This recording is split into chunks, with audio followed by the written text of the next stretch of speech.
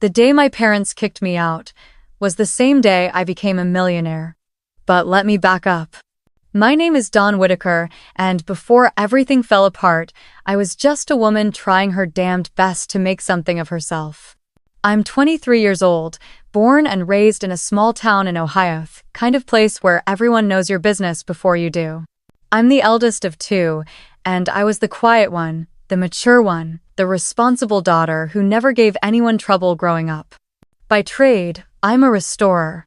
Not the kind that fixes old furniture or dusty paintings, though I did minor in art history. I restore stories. I work as a digital preservationist. Sounds fancy, right? What it means is, I take old, fragile archives audio tapes, photographs, letters and bring them back to life for museums, libraries, and even grieving families who want to hear a long-lost voice again. I once spent 3 weeks digitally cleaning the only surviving audio tape of a WWE nurse's voice to surprise her 90-year-old daughter. The woman sobbed when she heard her mother's voice say, "You're my sunshine, Alice. Always have been." That's the kind of work I do. Quiet, intimate, invisibly. But meaningful. I loved my job. Still do. Even if it barely paid enough to keep gas in my car. Even if no one in my family ever understood what I did. To them, it was just weird computer stuff. You should have been a teacher, my mother would say while peeling potatoes. Or married someone with a real job by now. My dad didn't even ask anymore. He just nodded blankly whenever I tried to explain my projects. I used to print out articles when my work got featured online, just little pieces of pride, but they always ended up under the phone or in the recycling bin. And then there's Aaron, me younger brother. 4 years younger, loud, charming, athletic, the golden boy. He didn't need to be understood. He was celebrated. Varsity everything in high school, full ride to a state university, always someone's favorite. Even when he crashed mom's car drunk at 19, they found a way to spin it into a learning moment. Meanwhile, I was the one who got grounded at 17 for staying too long at a library. Still, I didn't resent them. Not really. I told myself that maybe parents just loved in different ways. I made excuses. They're from a different generation, or they're under stress. I was always the peacekeeper, the explainer, the one who absorbed tension and turned it into silence. But that silence started to weigh on me. I was in my last semester of grad school, living at home because student debt was already swallowing me whole. 2 part-time jobs, 1 freelance gig on the side, and somehow I still owed Sally Mae enough to buy a small house. I wasn't asking them for anything. I paid rent, bought my own groceries, kept my room clean. The only thing I asked for was space to breathe, space to finish my thesis, space to be a grown woman without being treated like a sullen teenager. But you know how some houses have ghosts? Ours had a hierarchy. And I was always reminded that I wasn't on top.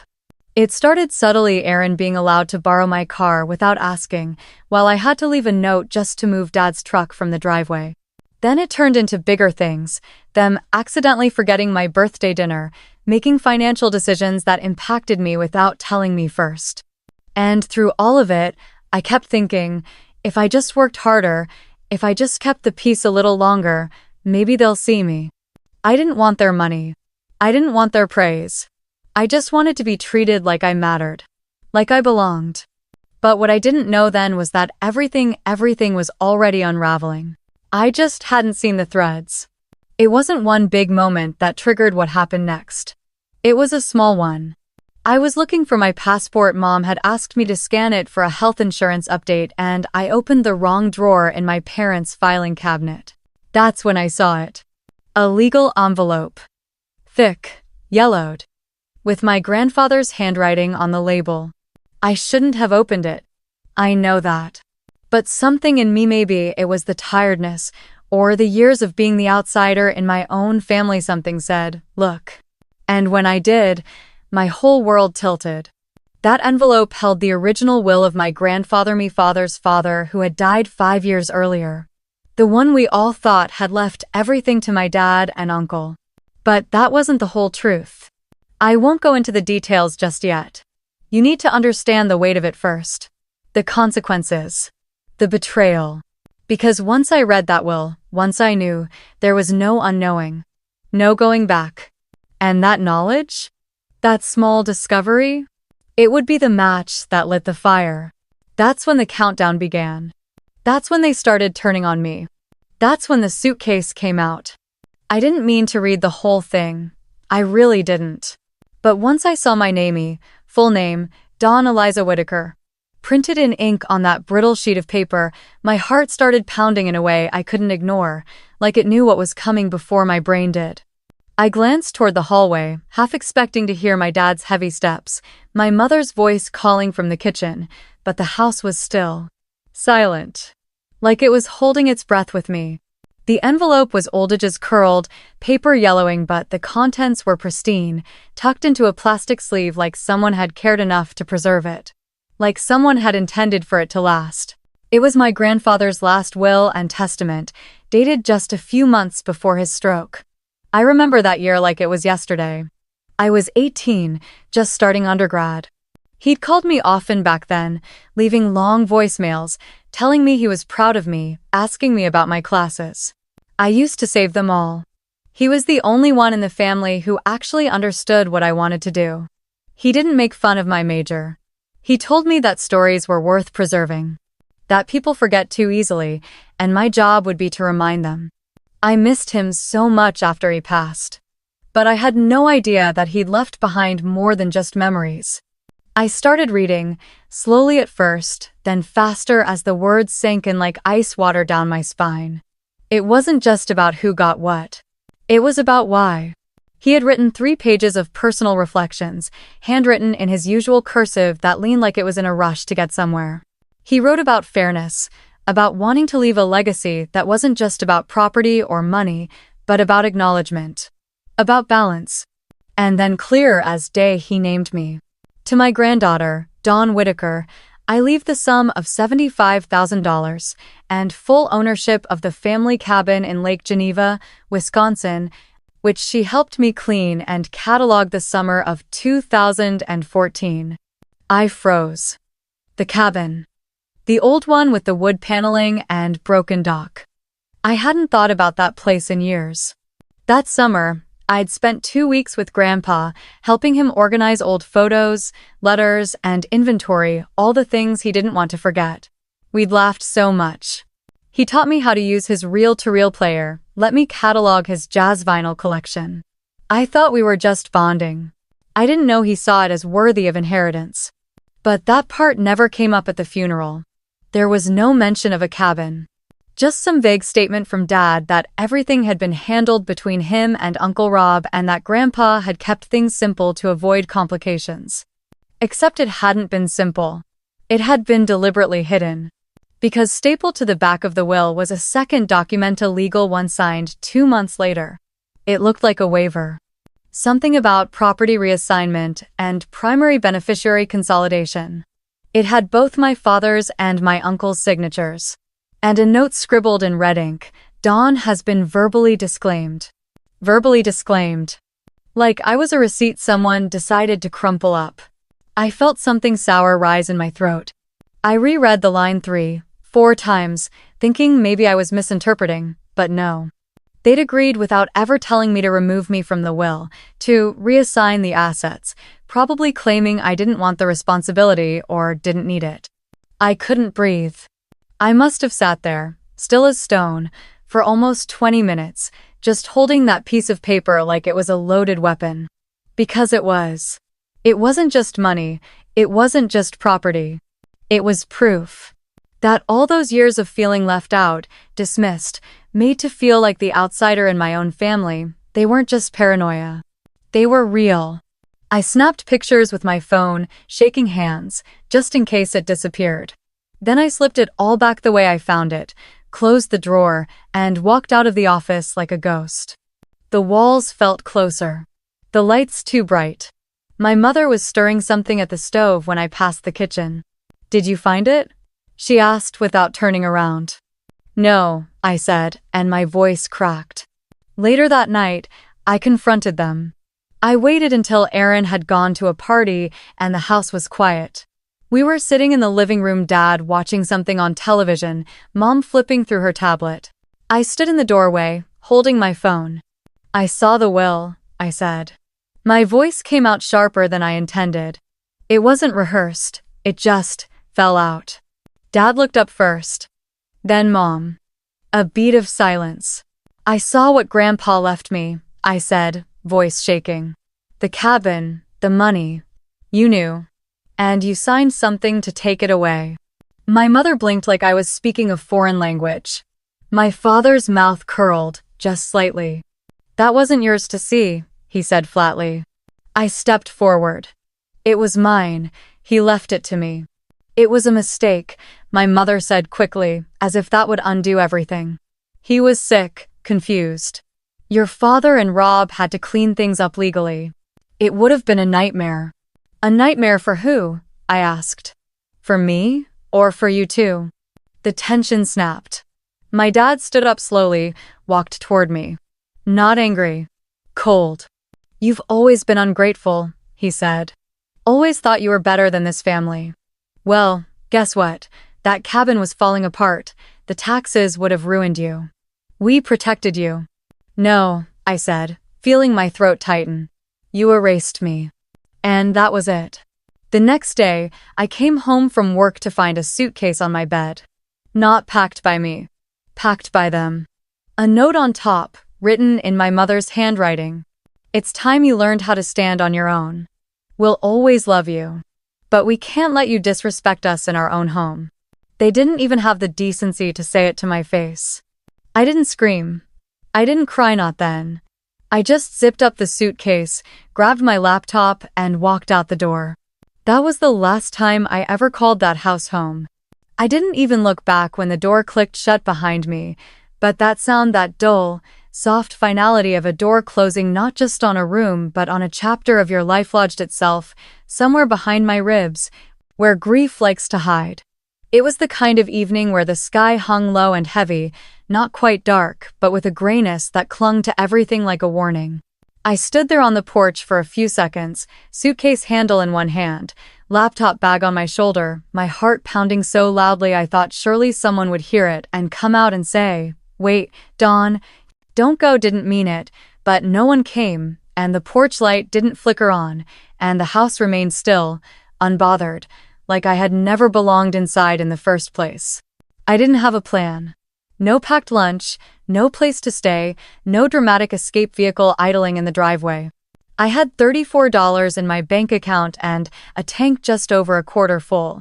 I remember walking to my car, pausing to take one last look at the window of my old room, the curtains I'd sewn myself, the plant I forgot to water, the space where my desk used to be, and I felt this hollow ache bloom in my chest, not like anger, but something worse, like resignation. Like I should have seen this coming years ago. Because if I'm on a stand, I have to be now. What's the point of lying to myself anymore? I had always been the outsider in that house. Not in any loud or dramatic way, but in the subtle, suffocating quiet of not being chosen. Not being celebrated. Not being seen. I could list all the times I swallowed disappointment like bitter tea, all the birthdays where Aaron's cake was triple-tiered with candles shaped like trophies while mine came from the grocery store bakery, all the school recitals where they forgot to bring flowers or even charge the camcorder, all the little wins I brought home, essays published, awards won, jobs landed that were met with tired nods and half smiles because it wasn't sports, it wasn't flashy, it wasn't what they understood. I remember one Thanksgiving, I must have been 20, when Aaron got drunk at dinner and started talking nonsense about crypto investments, and my father laughed so hard he spilled wine on the tablecloth. "He's got the mind of a real entrepreneur," he said, clapping Aaron on the back, pride dripping from every syllable. I had just gotten offered a spot in a digital restoration fellowship at the Smithsonian, something only 6 people in the country got that year, and when I shared the news, my mother said, "That's nice, dear. But how are you going to make any real money doing that?" It wasn't just the big moments, it was the dailiness of it. The passive neglect. The way they always asked Aaron about his classes, his friends, his dating life, but forgot the name of my advisor. The way they bought him a new laptop every year but told me to keep using my 6-year-old one until it really broke. The way my father once called me the emotional one. Because I cried after they canceled my trip to visit a preservation conference I had saved months for, so they could go to Aaron's football reunion. Still, I stayed. Because when you're raised to believe that love is earned, not given, you learn to become an expert at working twice as hard for half the recognition. You tell yourself that next time, if you smile more, try harder, ask for less, they'll see you. They'll choose you. But they never did. And now I was outside, literally and figuratively, carrying my whole life in a suitcase that wobbled when I rolled it over uneven pavement, feeling like a ghost in the town I grew up in. I drove around for hours. At first, I told myself I was looking for somewhere specific, a friend's place, maybe a motel, but really, I was just delaying the moment when I'd have to admit I had nowhere to go. I parked near the lake at one point and just sat there, engine off, hands still gripping the steering wheel, staring at the rippling water as if it might give me answers. I thought about calling someone, but who? I had friends, yes, but not the kind you crash with in a crisis. I was the listener, the one people vented to, the one who fell apart. Eventually, I found myself at a 24-hour diner near the edge of town. I walked in with red eyes and stiff shoulders, ordered a hot chocolate I couldn't afford, and claimed a booth in the corner like it was a lifeboat. I wrapped my coat around me like armor, curled up with my knees tucked close, and for the first time that night, I let myself cry. Not sobbing. Not loud. Just tears that slipped down, one by one, no permission asked, each drop a memory, a moment of being unseen, unheard, unchosen. Somewhere around 1 a.m., I remembered the lottery ticket. It was in the side pocket of my laptop bag, crumpled between a flash drive and a receipt for printer ink. I'd bought it 3 days earlier on a whim, when the woman in front of me at the gas station said, 24 million jackpot. Can you imagine? I couldn't imagine it then. I could barely imagine having enough to cover rent. I pulled it out now just to have something to do with my hands, something to distract me from the aching hollow where my sense of belonging used to be. I checked the numbers online, almost bored, not expecting anything. 1 matched, then another. Then 3. Then 6. At first, I didn't react. I stared at the screen like it was a mistake. Like the universe had glitched. But then the realization hit, not all at once, but in slow, trembling waves. My heart started racing, a flood of adrenaline crashing through the numbness. My hands shook. I double-checked the ticket. Triple-checked. Searched for news articles confirming the numbers. I even Googled how to know if you really won the lottery, as if maybe the fine print would say, unless you're sitting in a diner with tear-streaked cheeks and a broken heart. But there it was. $24 million. I was homeless. But I was no longer powerless. They say money changes everything, but that's not true, not at first, anyway. When the lottery office confirmed my numbers the next morning, I thought I'd feel victorious, vindicated, like I had finally won not just money, but justice, a seat at the table. I'd always been denied, but all I felt was empty. Empty in the way that only comes after years of being dismissed, minimized, erased, and realizing too late that even if the world suddenly saw your worth, the people you loved most had already decided they wouldn't.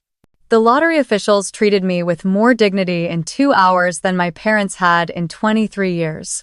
They called me Miss Whitaker, handed me coffee, offered legal contacts and financial advisors. They smiled with genuine warmth, not obligation. I sat in a leather chair, pen in hand, and stared at a series of numbers that didn't feel real. $24 million. A future I hadn't dared to imagine. But I wasn't thinking about homes or cars or the sound of champagne corks. I was thinking about how my mother hadn't even called to see if I was okay. How I could disappear off the face of the earth and all she'd say was, well, she made her choice. I didn't tell anyone about the winnings. Not yet. I needed to breathe first, to think. I got a temporary apartment, a little place above a bookstore run by a retired couple who didn't ask questions. It was small and smelled like old paper and dust, but it was mine. I could finally close a door without feeling like I was in someone else's space. But the peace didn't last, because soon after, the unraveling began in earnest. I started receiving emails from our family lawyer, a man I'd only met once, when I was 15 and Grandpa had taken me to update his emergency contact forms. The tone was polite but distant, as if he were preparing a storm behind his suit and tie formality. The message was simple. A formal notice that my father and uncle had initiated proceedings to consolidate disputed property transfers, and I was required to relinquish any claims related to the Lake Geneva estate. I stared at the email in disbelief, my breath catching as I read the attachments. The waiver they had filed was backdated. Falsely. It claimed I had signed over my inheritance, willingly, a signature they knew I never gave. There were forms with my name typed beneath empty signature lines. There were statements from my father's accountant suggesting tax motivations and intentions of simplification. But nowhere was the truth that I hadn't known about the will, that I hadn't been given a choice, that what they'd done was more than disrespect, it was theft. I called the lawyer. He refused to speak to me directly, redirecting me to representing counsel if I wished to pursue it. I was stunned not by the legalese, but by the audacity. They weren't just trying to silence me, they were rewriting the past, acting like my very presence was a nuisance, an error to be corrected. I tried to speak with my Uncle Rob, the milder one, the one who used to sneak me chocolates at Thanksgiving when Dad was yelling about grades. He picked up the phone with a forced laugh, and I thought, for a moment, that maybe he'd listen. "Uncle Rob," I said. "I saw the will. The original one. Grandpa left me the cabin. The money, you knew." There was silence on the other end for a beat too long. "Dawn," he said, his voice strained. "You were never meant to be involved in all this." Your grandfather was confused. He made promises he couldn't keep. Howard and we made decisions for the family. For the family, I repeated. Does that family still include me? More silence. Then, "It's complicated." "No," I said. "It's not." And I hung up. The next day, Aaron called not to apologize, not to ask if I was okay, but to accuse me of making waves. He sounded tired, like I was just another item on his to-do list. "I don't know what you're trying to do," he said, "but Dad's furious. You need to stop stirring things up, it's not worth it." I wanted to laugh, but my throat was too tight. "Not worth it?" He stole from me. "Technically, it wasn't even legally yours yet," he snapped. "And, let's be honest, Dawn, you weren't exactly the favorite. You think Grandpa would have really wanted you to deal with all that property stuff? You can't even handle your own finances." It was a slap I hadn't expected, though maybe I should have. That was the difference between Aaron and me. He always assumed the world belonged to him. He didn't understand what it meant to be excluded, to be told silently, again and again, that your needs, your hopes, your future didn't matter. And in that moment, I realized the injustice wasn't just about the cabin or the money. It was about every time they made me feel small. Every time they made choices that cut me out not just of conversations, but of belonging. It was about the 1,000 tiny decisions that said, "You don't count." But now, I did. I wasn't just the girl with the suitcase anymore. I was the woman with the receipts. There is something hollowing about being erased by the people who once taught you how to write your name. Something unbearable about discovering that your own blood will twist paperwork and perception to make you disappear cleanly, as if you never mattered, as if you were just a placeholder in the family photo, easily cropped out to make room for the real heirs, the favored children, the chosen sons. And I'll admit, for a few days, I let that grief bury me. I barely left my apartment. I slept on the old futon because the bed felt too official, too adult, like I hadn't earned comfort yet. I sat with my laptop open, a dozen tabs blinking legalese I didn't understand, and every time I looked at those scanned copies of the forged documents, my chest clenched like it was holding in a scream. But here's the thing about being cast aside, you stop caring about playing nice. I wasn't raised to fight.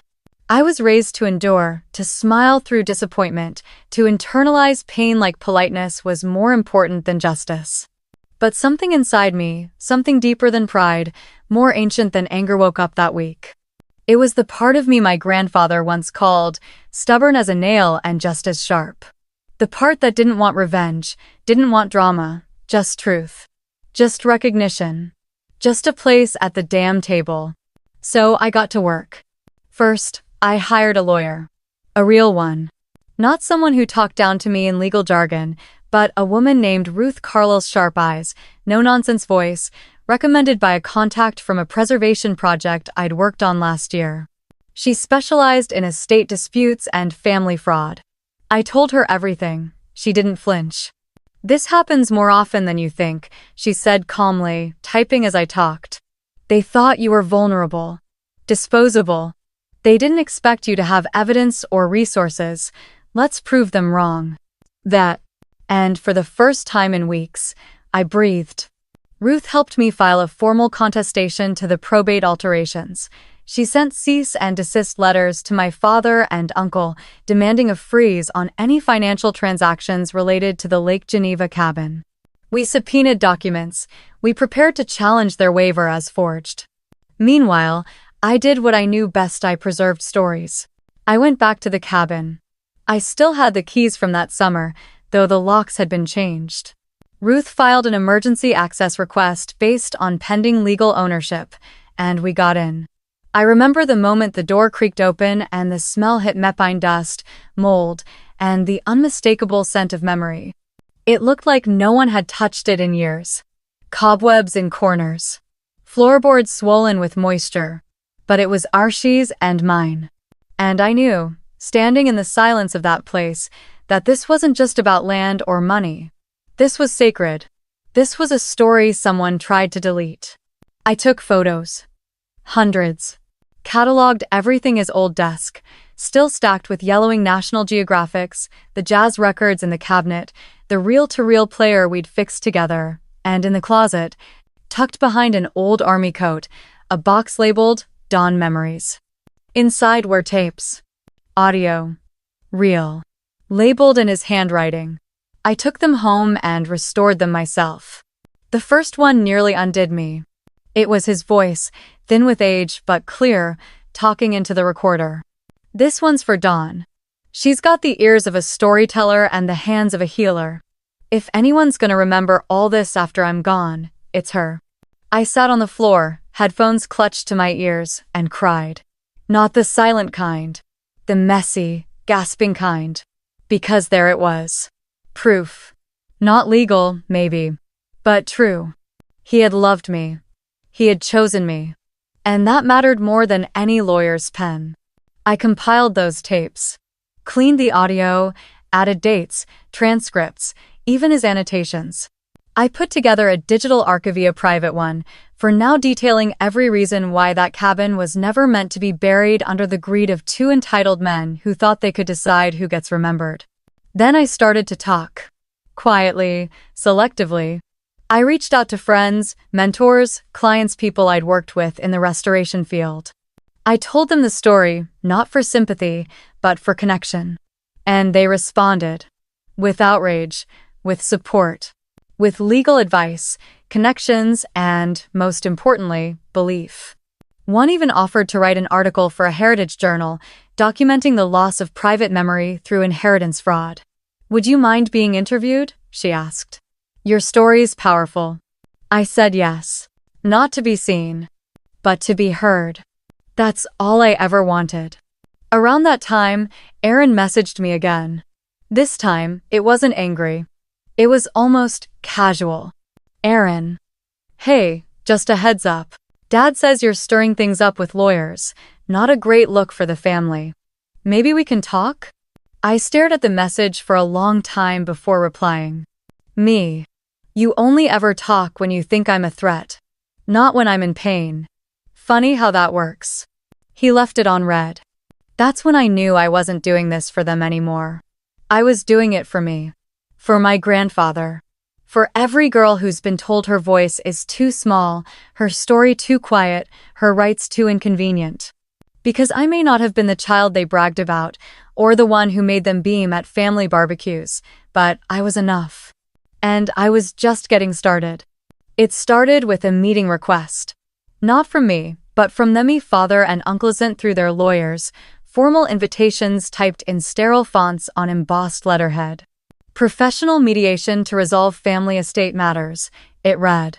The date, a Wednesday at 3 in the afternoon. The location, a downtown law office with tall glass walls and the smell of stale coffee lingering in the air. It felt surreal, like I was stepping into a courtroom drama instead of a family reconciliation. When I arrived, the room was arranged like a boardroom.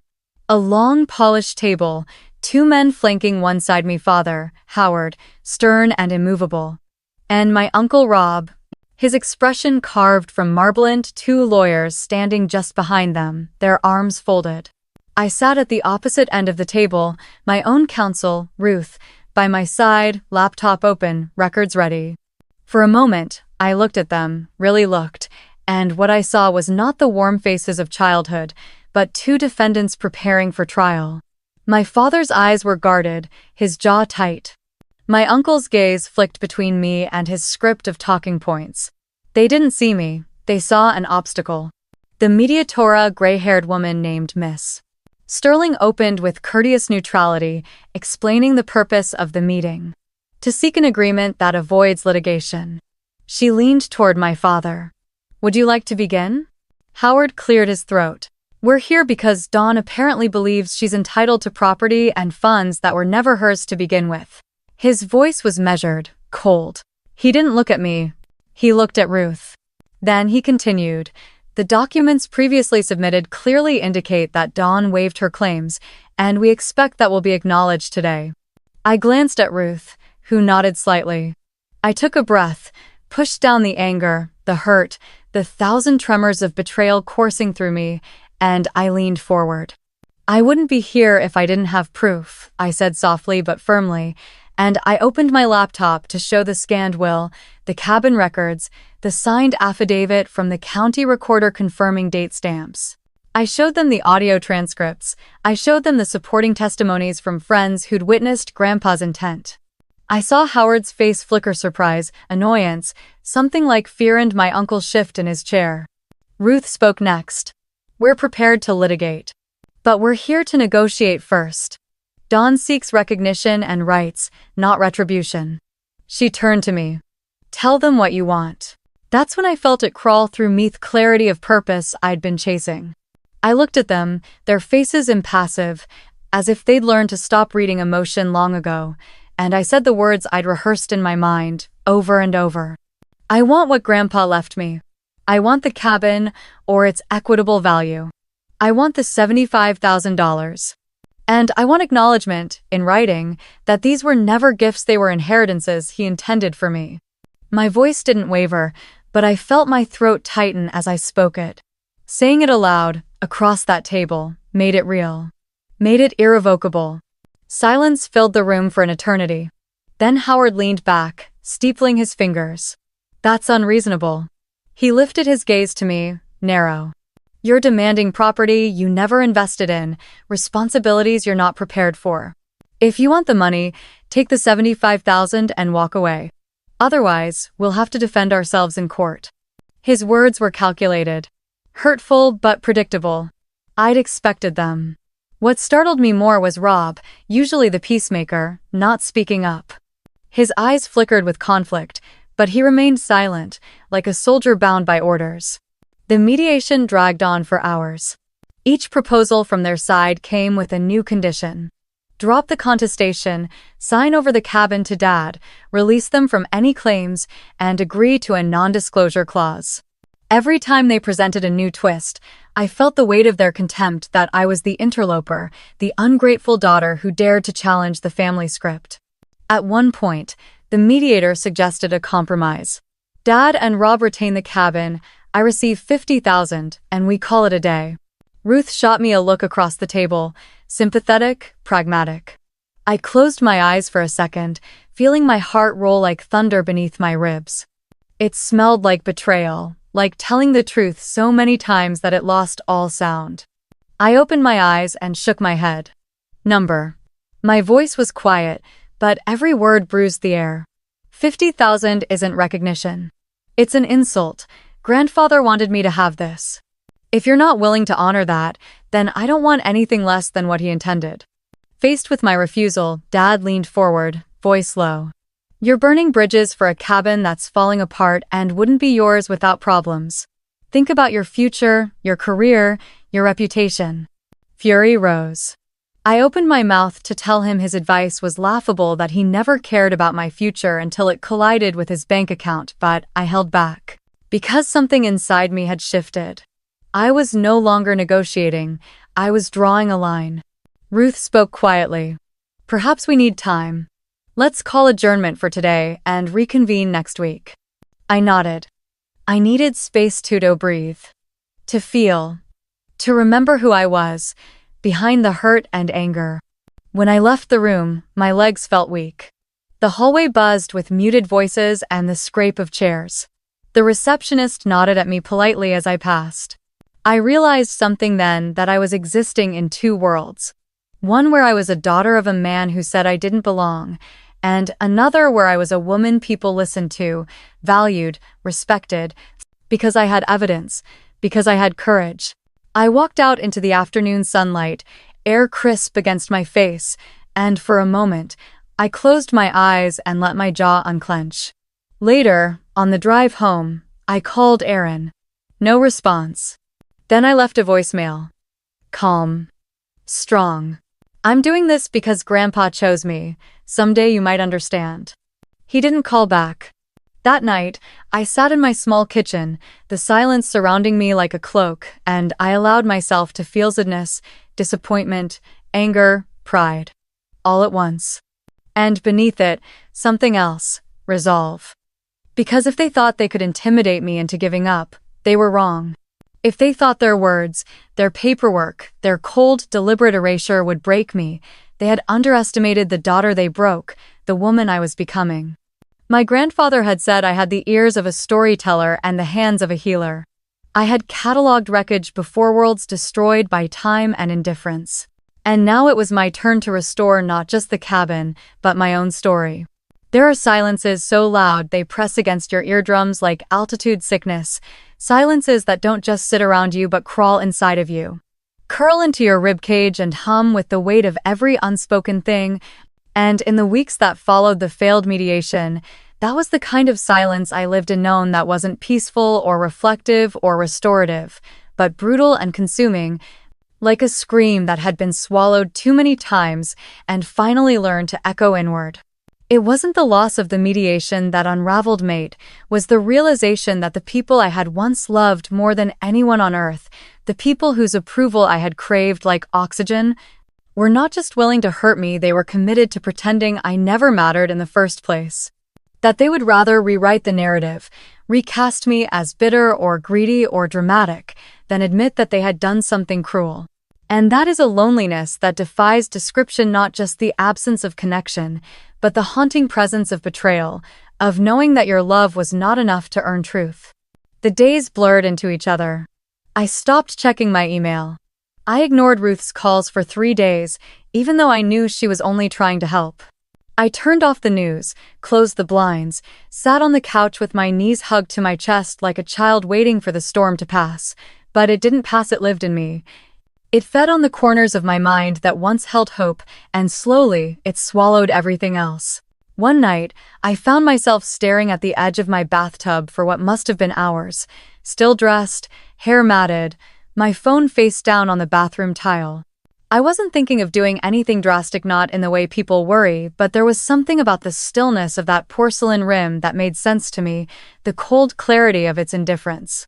Because everything else felt too loud. The injustice. The memories. The sound of my grandfather's voice on those tapes, so loving, so certain of who I was and what I deserved, playing over and over in my head like a song I couldn't turn off. I kept asking myself if I was overreacting. If maybe, just maybe, they were right, that the cabin was too much for me, that the money was incidental, that maybe I had misread the will, misunderstood Grandpa's intentions, twisted the story in my head to feel like the hero when really I was just an uninvited guest at a party that ended years ago. But every time I tried to doubt myself, I remembered the box in the closet, the recordings, the way his voice lit up when he said my name. And I realized the cruelty wasn't in what they had taken, it was in how they tried to convince me I had imagined it. I stopped going out. My groceries rotted. My inbox filled with unread messages, most of them automated reminders, a few from friends who had heard whispers, a concerned email from a colleague asking if I was still planning to submit our project proposal. I didn't answer. I didn't feel worthy of answering. I began to have dreams, strange, vivid dreams, where I was walking through the cabin barefoot and every floorboard gave way beneath me, plunging me into dark water, and when I surfaced, I was back in the family house, but my room was gone, replaced by a cold storage closet, and every time I opened my mouth to scream, I heard Erin's voice instead of mine, saying, she always wanted more than she deserved. But the worst part wasn't the dreams or the isolation, it was the silence from my parents. Not a single message. Not even a cruel one. Just absence. Like I had never lived in that house. Like my toothbrush in the upstairs bathroom, the framed photo of me and Grandpa at the lake, those things had all been packed away like dust. Forgotten. One night, during a thunderstorm, I sat on the floor and opened the last voicemail I had saved from Grandpa. I had stopped listening to it after I found the will, afraid it would only make the ache sharper. But that night, I needed something, some small thread to hold on tone, and so I pressed play. His voice was warm, a little crackled. Hey there, sunshine, just checking in. I hope the city's treating you right. I saw a camera in the store window today that reminded me of your first restoration project, that old cassette of Aunt May's lullaby. Remember that? You've got magic in your hands, girl. Don't let anyone tell you otherwise. 1. I listened to it 5 times, each time hearing something new, not just love, but belief. That stubborn, unconditional belief only grandparents seem to know how to give. And it didn't fix anything, didn't undo the court filings or the silence or the weight in my chest, but it reminded me of something I had forgotten. I wasn't crazy, I wasn't wrong, I wasn't invisible. I was simply alone. And that, somehow, felt survivable. Because even in the loneliest hour, there was still something inside me that hadn't broken. Something that whispered, quietly but insistently. They didn't win. I didn't sleep the night before the hearing, not even for a moment, because something inside me had shifted again, not broken this time, but sharpened, like a fault line finding its edge, like a blade, slowly remembering that it was made to cut. I had spent so many nights questioning myself, my memories, my value, replaying old arguments like lullabies gone sour, but now I was done being silent, done being reasonable, done holding space for people who had never once made room for me. And I wasn't going to a courthouse looking for peace, I was going to put the truth in front of them. In front of the law, in front of anyone who still believed their version of the story. The hearing room was smaller than I imagined, less dramatic, more beigeant. It didn't feel like a battleground until they walked in. My father in a navy suit too tight in the shoulders, his face blank like carved stone, and my uncle trailing just behind, avoiding my eyes. There was a moment of flicker, nothing more, where I thought Rob might offer me a nod, some small sign of regret, but he didn't. He kept his head down, like shame was safer when it stayed silent. My mother didn't come. I knew she wouldn't. She had perfected the art of absence long before any of this began.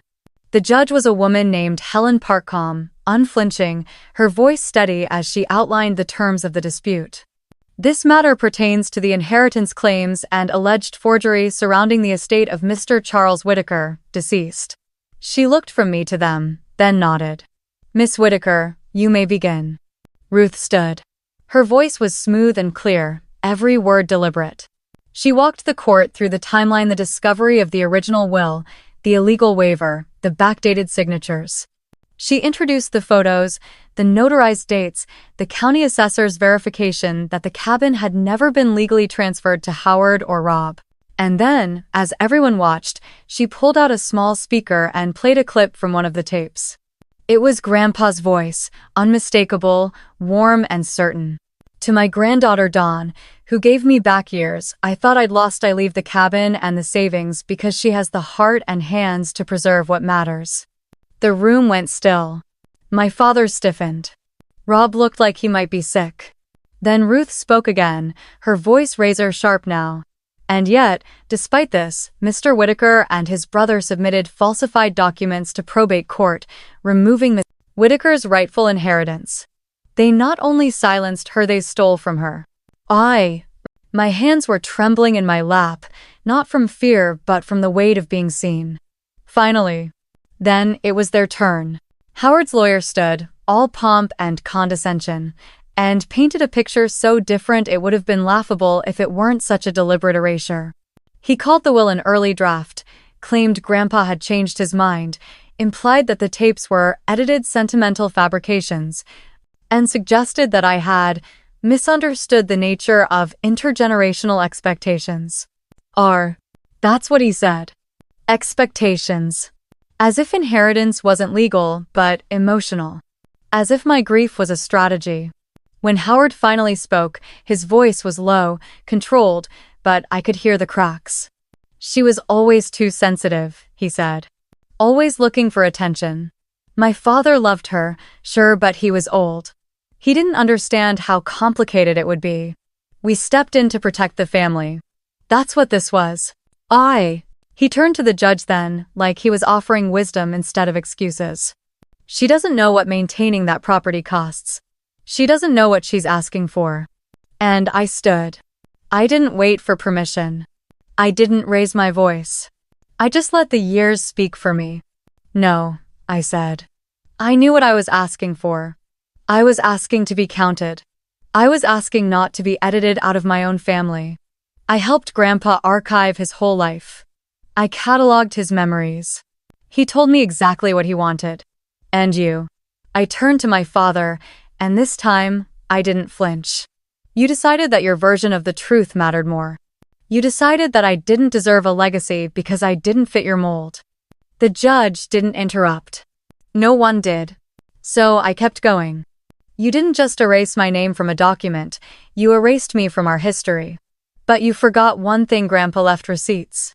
And just like that, the room wasn't quiet anymore. It buzzed. It shifted. The judge reviewed the tapes again. The documents, she asked questions. Ruth answered them with precision. Their lawyer fumbled. My uncle finally cracked, voice trembling as he admitted they had felt pressured to consolidate everything because Howard said Dawn wouldn't want the responsibility anyway. But you never asked me, I said. His silence was confession enough. In the end, the judge's ruling came down like a thunderclap cloaked in civility. The will was upheld. The waiver declared fraudulent. The cabin and the $75,000 returned to me. And then Judge Park added one line that landed harder than anything else. To erase someone's presence from a legacy, she said, is to rewrite not just property, but personhood. This court cannot condone that. When the gavel hit the desk, it was like something inside me exhaled for the first time in years. I didn't cry. Not yet. Howard stormed out. Rob muttered something I didn't hear.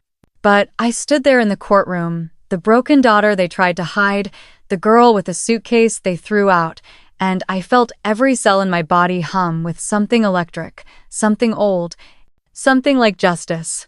Because they didn't get away with it. Not this time. The gavel's echo had barely faded when I realized this wasn't just a legal win, it was the hardest kind of victory, one born from years of heartbreak, doubt, and invisibility. The kind that didn't just change a will, but rewrote the way I existed in the world, and I felt something vast and trembling inside, relief, yes, but also the weight of what had come before. The years of underestimation, the nights I convinced myself I was at fault. The mornings I woke up still wondering if I was enough, and now, finally, there was proof.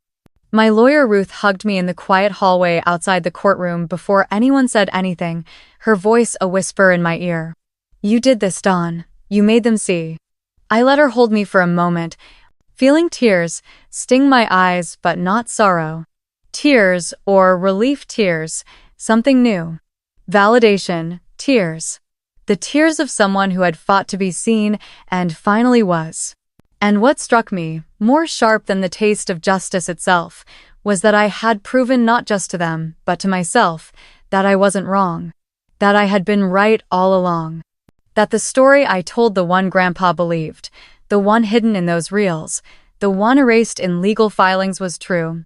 I walked out to the courthouse steps, the afternoon sun falling on me golden, and I paused, breathing in the noise of traffic, the distant chirp of a bird, the rustle of leaves, and I realized something else.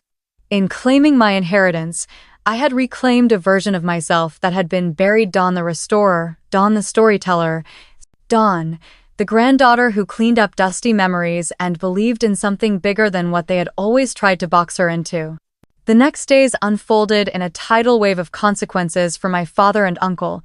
Though I didn't seek revenge, revenge would have cheapened the victory, and something in me now craved integrity more than vindication. But consequences came anyway. The local news, having picked up the hearing, ran a feature piece published on the front page framing it as a cautionary tale of family rivalry and legacy disputes, and suddenly, the quiet girl who once cleaned up after others was the woman who forced the truth into the light. Friends messaged, colleagues called, even a professor from grad school emailed me, her subject line reading simply, "I always believed in you." And for the first time, I didn't think they were wrong. But the most profound shift came privately. A letter, handwritten, small and unexpected, slipped under my door one evening. I opened it slowly. The postmark was from home, but the handwriting wasn't either parent's. It was Rob's. His handwriting always quivered a bit, even when he was younger. I unfolded the paper and read, "Dawn, I'm sorry.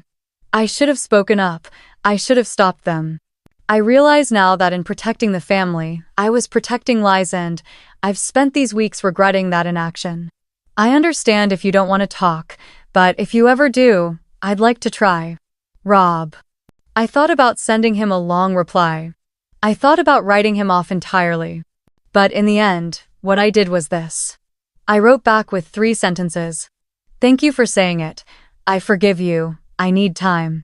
3 sentences that felt profound, not because of their length, but because they meant I was extending grace without neediness, compassion without reunion. My father's public persona became the center of office gossip. Not by my design, but simply because the story had merit. His department at the plant circulated the news. People I'd never met sent texts referencing that lottery girl. Mom called me once, voice stiff and hushed. "You won," she said. I waited for more, but she didn't offer congratulations. Instead, she said, "Your father's proud. I've told him to call you." I said, "Okay," and we hung up. It was the most honest conversation we'd had in years, and still not much, but it was something. And I realized that victory didn't demand their love or validation, it demanded I stand tall, even if they never did. With the cabin legally mine and the $75,000 secured, I had choices: rent it, sell it, live in it, turn it into something meaningful. I chose what felt true. I decided to restore it. Not just cosmetically, but as a living archive, a museum of family memory, every reel-to-reel player preserved, every record cataloged, every photo framed. I partnered with a local historical society and pitched a public exhibit on multi-generational memory and inheritance, funded in part by my winnings and supported academically. Ruth helped draft the proposal. I spent nights selecting artifacts, curating tapes, and crafting narratives that honored my grandfather's intentions and gave voice to the stories he entrusted to me. Renovations began. I hired help: carpenters, historians, archivists, but most of the heavy lifting I did myself. I sanded floorboards, repaired cabinets, cataloged letter collections in my grandfather's handwriting. I even restored the reel-to-reel machine so people visiting the exhibit could hear his voice saying what he meant, loud and clear. There were days the work was physical, calling muscles I hadn't used in years. But mostly it was emotional labor, understanding that every cracked board, every yellowed photo, every carefully printed number in the ledger was part of a story that had tried to die, and that now, piece by piece, I was resurrecting. Some days, when the light was perfect and the smell of pine and varnish returned the room to that summer of 2014, I'd step back and feel Grandpa's presence there. And yes, I'd cry sometimes tears of joy, sometimes sadness, sometimes gratitude, and I'd say aloud, "We're doing it, Grandpa. I did it." And I meant it, not just for me, but for every quiet girl who ever felt dismissed, for every story that got ignored, for every legacy that was nearly forgotten. People began to come. First, local journalists wanting to cover the restoration, then university students seeking internships, then families, curious about the exhibit and what it said about inheritance beyond money. I gave talks, led tours, spoke about how memory keeps us alive, how the past can be restored if you're willing to pick up the pieces. Every time I told the story, I felt a little more grounded, a little more certain that I had a place here. Not just as a restorer, but as a daughter, a storyteller, a woman who refused to let others rewrite her. The public success had a curious ripple effect back home. I began receiving invitations to community meetings once overlooked, now considered someone with insight and purpose. Invitations to speak at heritage conferences. Invitations to universities. It wasn't just the money talking, it was the restoration, the conviction, the story of reclaiming something stolen and transforming it into something that belonged to more than me. And yes, there was still tension. I ran into my father at a grocery store once he was with Mom. We froze for a moment in aisle 5, the air thick. He looked at me, eyes gentle but conflicted, and said, "It looks beautiful." That was it. No admission, no apology, no reconciliation, but a recognition. Gracefully offered, even silently accepted. I nodded and turned away. I didn't need more. In the end, I understood that victory was never about revenge. It was about taking back what was mine and turning it into something bigger than resentment. It was about restoring the cabin, yes, but also restoring myself to the world, to my grandfather's memory, to every version of me that had been erased. Because sometimes the best revenge is just to live well, to stand tall, to let your restorations speak louder than their accusations, and to know that in claiming your inheritance, you've given something greater your voice, your story, your legacy to everyone who believed it could be silenced. Morning light filtered through the newly restored cabin windows, golden and soft, dancing across the wooden floors I had sanded with my own hands, and I felt something deeper than accomplishment, something like home. Not just the building itself, but the internal space I had carved out, the part of me that once crouched in fear, unsure if I belonged in any world, now standing firmly rooted.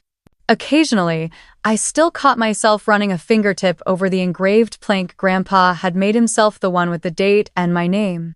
The one I'd have never known existed if they hadn't tried to erase me, but now it was there for all to see, a small public testament to resilience. I spent the first several mornings sitting at the old kitchen table, sunlight warming my back, a pot of coffee cooling beside me, and I realized I didn't know how to do nothing anymore, not because I was restless, but because I finally had the space to be still and simply be, without having to justify, defend, or hold my breath. I thought about the years I'd spent trying to please, not out of love, but out of fear of being unloved. And as I watched flecks of dust dance in the stream of light, I allowed myself to breathe in freedom, understand it, and accept it as something I deserved. Since the courtroom victory and the opening of the restoration exhibit, quiet before and after visits had turned into weekly open houses. Neighbors, history students, journalists, and families curious about preserving personal heritage drifted through the cabin's rooms like ripples in a pond, and inevitably, they gravitated toward me, Dawn, the restorer, the granddaughter, the voice behind the project, and I spoke to them, as Grandpa once spoke to me, telling stories with reverence and gentle humor, and when our eyes met, I could see recognition, not pity, not curiosity, but respect. I was no longer the girl who stayed silent at Thanksgiving. I was the woman who turned dust into legacy. Over time, I made deliberate peace with a new rhythm. Mornings were for quiet reflection, afternoons for archive work, digitizing tapes, cataloging letters, curating exhibitions, and evenings were for unexpected pleasures. A walk along the dock at sunset, the smell of fresh pine pressing my chest in the best possible way. The phone calls I once feared but now cherished from classmates, mentors, friends, and yes, 7 community organizers who asked me to speak at local libraries and schools to teach the art of preserving stories and holding space for the overlooked, the silenced, the written off. It wasn't that I'd forgiven them, not entirely. I hadn't forgotten the years of absence, the suitcase, the way they'd tried to replace my identity. But forgiveness, I realized, wasn't the same as erasing memory. Forgiveness was the choice not to let the bitterness settle in the empty spots in my heart. And so I chose it for me, not for them. I still received messages from Rob, sometimes just a quick, "good morning," or a photo of a sunrise with no caption, as if in memory or apology, and I sent back short replies aware that our relationship had shifted, that some things weren't recoverable, but also that we could sketch out a new map of connection, one not built on denial, but on truth. My father remained a distance, seen only at county fair events or the grocery store incident. Our interactions polite but measured, his admittance silent, his face reserved, but even when the warmth never fully returned, I felt a small ache for what could have been. Still, I understood that restoration sometimes looks different than reunion. Sometimes it's a nod in aisle 5 instead of a hug at the door. Financially, the lottery winnings allowed me to build a future I'd only dreamed of in muted Hopesan apartment in the city, where I kept a small studio for my preservation work, a separate office at the cabin, savings for travel and research, freedom from debt that had once grounded me like a chain. But the money was secondary. More profound was what the money made possible: autonomy, choice, creativity, the luxury of saying no to jobs that didn't fit, of saying yes to projects that truly mattered, of living according to my own values rather than someone else's idea of success. Best of all, I started a small nonprofit focused on supporting digital preservation for families with limited means, people who believed their stories were too small, too ordinary. But what those people didn't realize was how extraordinary ordinary can be when it's seen, archived, and honored. We offered workshops, microgrants, and volunteer archivists to help families bring their past out of boxes and into shared memory. And every time someone told me that hearing their grandmother's voice again made them cry, that seeing a faded photo annotated with handwriting pierced their heart, I felt a purpose greater than myself surge in my chest. Sometimes, late into the night after the cabin closed, I would climb the stairs to Grandpa's old room, which I'd left untouched except for a fresh coat of paint and a weathered reading chair in the corner, and I'd sit, listening to those tapes, occasionally pressing play like a pilgrimage. I'd talk to him as though he were there again. I'd say, "You were right." I'd say, "I built it, your legacy, our story, my life." And I'd press pause, just to feel the quiet between the words, the sacred space love leaves behind. One crisp spring afternoon, I hosted a small gathering at the cabin: friends, mentors, a few locals who had become like chosen family. We sat around the dining table, wine and cheese laid out, voices easy. The sunlight pooled through the open windows. I remembered when my mother once scolded me for tilting a cheese board too casual, and I laughed now because casual was freedom, and I had learned to embrace it. We toasted. To memory, to stories, to making space for every voice. And I looked around and realized I was exactly where I wanted to be. Anchored in authenticity, communities, purpose, and peace. My parents didn't show up. They never did. But I felt their absence not like emptiness, but like gravity, something I had learned to orbit without, something that had once held me down but now just existed, indifferent. And that shift itself was freedom. When I returned home to my apartment later that night, I found a text from a friend. "Hey Dawn, there's a Heritage Awards ceremony next month. You should apply." I smiled and typed back. Already did. Because yes, nominations were open, submissions accepted last week, and I spent an afternoon drafting the proposal. Restoring a fragile cabin, preserving family voices, founding a nonprofit, standing up to injustice. All of it. The story of the restorer who became the story.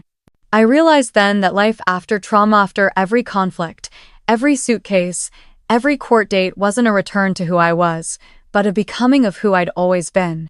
A storyteller, a healer, a woman who never stopped believing that stories matter. And now, finally, the world was listening. Sometimes I still look at the suitcase, the old one with the broken wheel and purple canvas scuffed with years of wear and I don't feel shame or anger or the sting of exile anymore. I feel reverence, like it's a relic of a past life I survived. Like it carries a quiet kind of power not because of what it held, but because of what it meant. That a girl could be cast out of her family with only scraps of her identity in hand, and somehow still carry her entire future inside of it. I keep it in the corner of my apartment, not in a closet or hidden beneath my bed, but where I can see it, where it reminds me of the night I walked into the world with nothing but a suitcase and a secret. The night I was pushed out of a place that never fully welcomed me and stumbled straight into destiny. Into fortune, yes, but more importantly, into a reckoning with who I was and who I refused to stop being. For a long time, I believed that family meant belonging no matter what, that blood was thicker than betrayal, that if I worked hard enough, stayed quiet enough, and asked for less, I might eventually be seen. But what I learned is that sometimes love is conditional, sometimes loyalty is used as a leash, and sometimes the only way to save yourself is to leave the table where you were never fed, to walk away even if your voice trembles, and to build a new table from the ashes of everything they tried to burn. People ask me, often, how it feels to have won, to have gotten the inheritance, the money, the recognition, the victory. But I never use that word, because what I got was never about winning. Not really. It was about surviving, remembering, and rebuilding. It was about learning how to live without apology. About choosing dignity over comfort.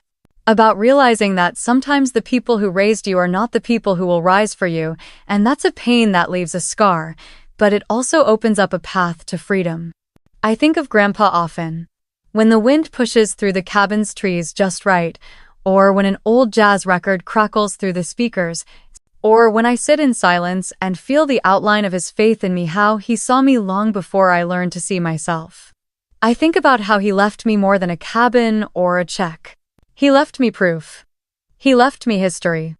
He left me voice. And I wonder, sometimes, if he knew what that would mean one day, if he saw the storm coming and left me shelter on purpose, or if he just loved me enough to be honest, and that was enough. I know not every story like mine ends with wealth or court victories or redemption. I know many people carry the weight of family wounds without the world ever validating them, and to those people I say this: your story still matters. Your voice still matters. Even if no one ever puts it in a will or writes it in a letter or tells it on the news, your truth is real and you deserve to speak it. Not because you owe the world a narrative, but because staying silent in the face of injustice is a kind of slow death, and you were made to live. I am living now. Fully. Imperfectly. Proudly. I laugh louder. I cry freely. I no longer shrink to make others comfortable. I no longer apologize for taking up space. I no longer wait for permission to exist. The day they kicked me out with that suitcase, they thought they were closing a door, drawing a line, ending a chapter, but they were wrong. They didn't end my story. They simply stopped being part of it. And the life I've built since then? It's not perfect, but it's mine. And I'll keep telling it. Until the silence is no longer loud. Until the stories are no longer hidden. Until the forgotten are remembered. Until every girl with a suitcase knows she is not leaving empty-handed. She is carrying everything she needs. Inside her. Always.